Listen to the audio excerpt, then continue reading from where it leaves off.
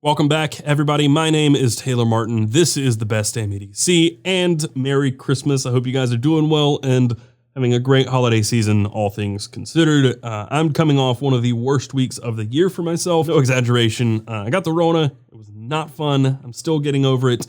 0 out of 10 would not recommend. It's not fun. But that's not the point. The point is these knives. I'm really hyped on them. These are BM Knife and Tool. I bought these two a long time ago, and then Brendan made me some customs, and I wanted to make a video a long time ago, but it didn't make sense for me to do a video and Brendan not have anything available in his store. So I waited and waited, and here we are. Brendan has a drop happening tomorrow. That is December 26th at 10 a.m. Central Standard Time. He has 30 knives hitting his website, and I believe all three of these models will be available in some variation. This one will not. The Camp Butcher, not available. This was a total custom. I wanted to be able to drop this video, and if you wanted, hopefully grab one for yourself. So with that said, this is BM Knife and Tool, and let's do the damn thing.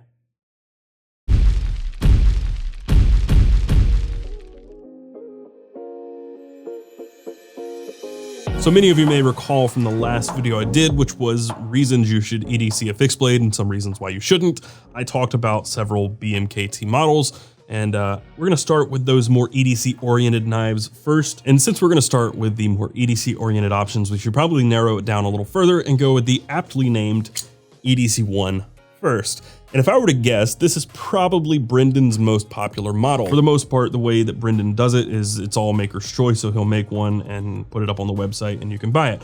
But this is just one of many variations. This is the Bowie. There's a drop point, Warncliffe, Sheep's Foot, and probably some others that I can't remember. But then there is also the option to have a chisel ground, or not the option, but sometimes he does chisel ground. This is a V grind. Full flat grind as well. I love the blade shape on this knife and how clean it is. It's just a really good knife for EDC. You have a vintage micarta handle with black canvas micarta liners, and then there are carbon pins, and then a micarta thong tube here for the lanyard hole. BMKT right there is engraved along the spine, right at the handle. It's just super clean, really, really nice lines. And I love the way it fits in the hand. It's just a really, really good blade for EDC. And when you buy it, it comes in this little Kydex sheath. It does not come with the Ulti clip. It actually comes with a Spyderco G clip, which you can orient really however you want. Really nice clips if you want a belt carry. I don't really care for belt carry. I tried to do some pocket carry with this Ulti clip. I couldn't get on board with that either. So what I actually ended up doing was taking up Trevin from Roke Customs and grabbing one of these custom sheaths for the EDC1. And these are readily available. So if you want one of these, you can buy one of these as well. But this Kydex, I wanted to clarify, because in the fixed blade carry video I did a few weeks ago, I don't think I really gave the Kydex sheaths enough credit from Brendan. They're great. They're fine. There's nothing wrong with them. If you like Kydex sheaths, these are really great. The retention's good. No problems with them fundamentally. I'm just not a huge Kydex fan, so I wanted alternatives, and there are alternatives, which is really, really nice. But when it comes down to it, this knife is 6.75 inches overall length, and then the blade is about 2 3/4 inches long. So it's not exactly a huge blade. But I think for EDC purposes, this is a really good size for a fixed blade, and it's really slicey, surprisingly. It's been good for all utility work, breaking down boxes and everything, and even food prep. I've done a lot of food prep with this knife and really enjoy it for that. I've really enjoyed the EDC1 a lot. This particular one that I have is Nitro V with an HRC of 61. But yeah, I think that's about it for the EDC1. I really like this knife. These are $250, I think, variants depending. But there are usually plenty of these available when he does drops. Again, I think this is probably his most popular option, and I really like it. And I may actually end up picking up another in a different blade shape at some point, maybe a sheep's foot. So it's a little easier to sharpen. EDC1, 250 bucks.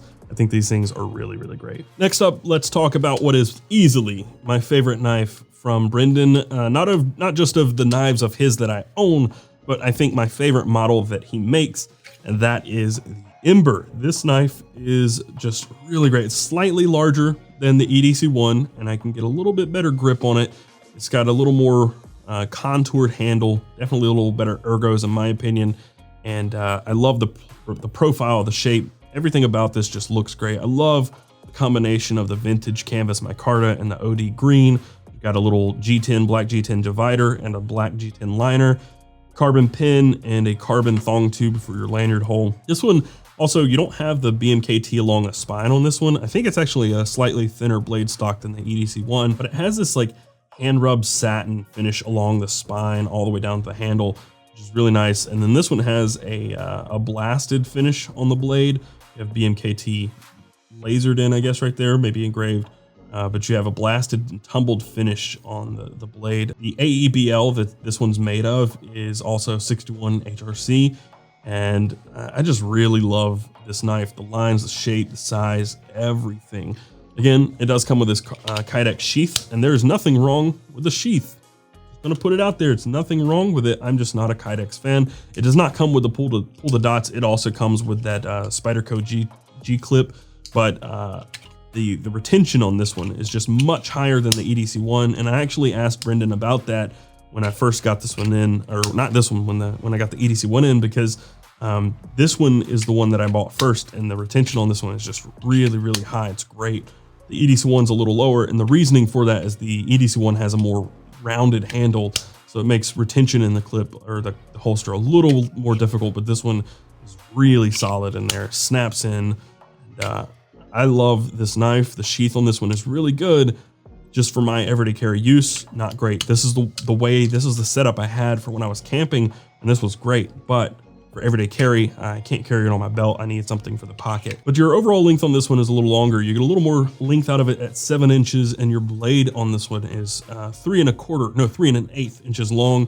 So you get a little more length out of the blade too. This one is also a full flat grind with a V grind. I don't know if he does the Ember and a chisel grind, but this one is a V grind. There's one very similar to this. So if you wanted something similar to this for EDC and maybe a little narrower, there's a knife with very similar lines and everything that is just slightly smaller, not shorter, I don't think, but it's called the Atlas. These are also $250, and I do believe he's got some of these available for the drop tomorrow. In the video I did earlier this month, the fixed blade video, I said that the Bradford Guardian 3 was my pick for my favorite EDC knife. If I had the same sheath that I had for the Bradford Guardian for the Ember, this would win hands down. Next, let's move up to the big boy. This is the Father Hunter, and this thing is just sweet. So on the Father Hunter, you get an overall length of 9 1/4 inches, a blade length of 4 1/4 inches, and the ergos on this thing are just beautiful. They're perfect, at least for my hand. My fingers just lock right into these grooves on the handle, and it is locked into my hand. It's just a really good fit.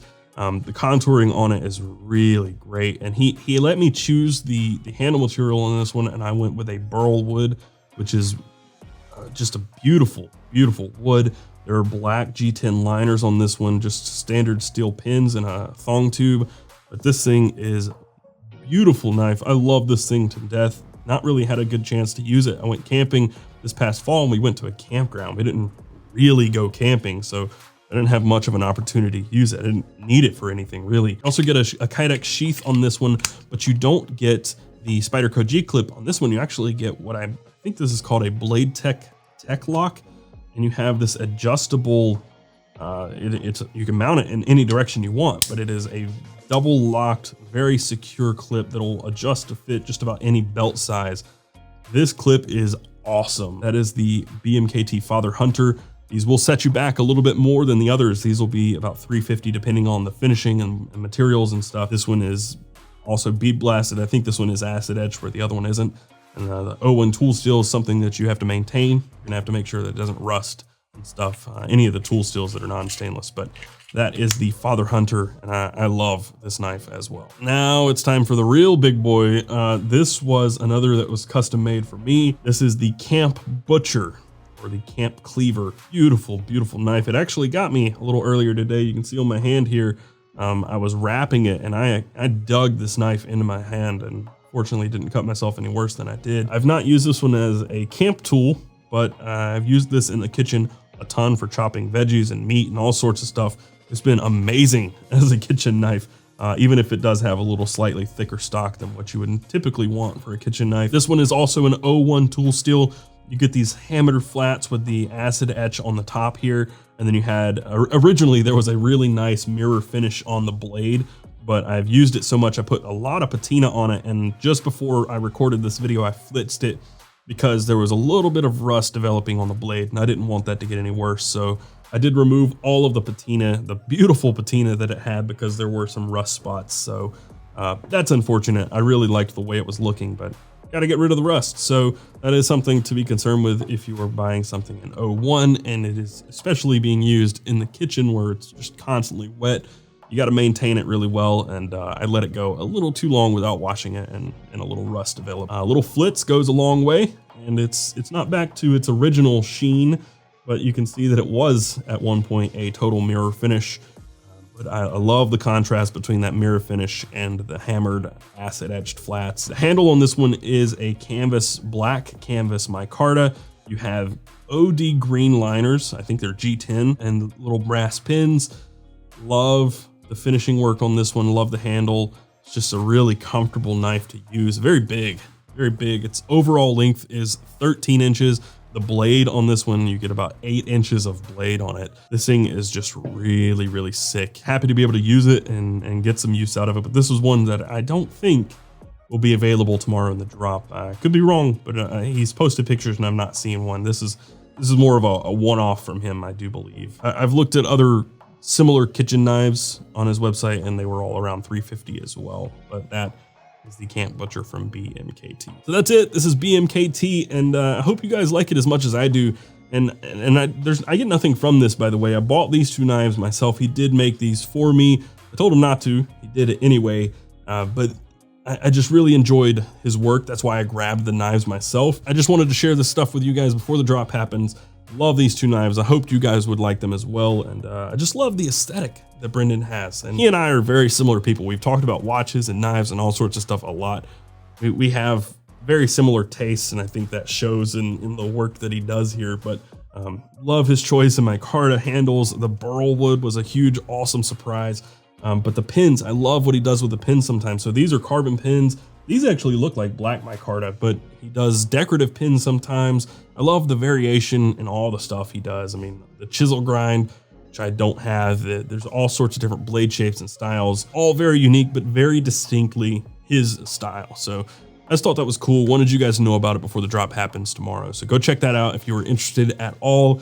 And once again, that is bmkt.ca. It's happening December 26th at 10 a.m. Central Standard Time. Anyway, thank you guys for watching. I hope you enjoyed it. Hit that like button and subscribe if you haven't already. And of course, if you want to support what I'm doing, hit those links in the description down below. A lot of those are affiliate links. You can also go to patreon.com/bestdamnedc or carrycommission.com to buy stuff directly from me. Be sure to follow us around the web. You can find us in most places at bestdamnedc. And of course, until next time, carry on.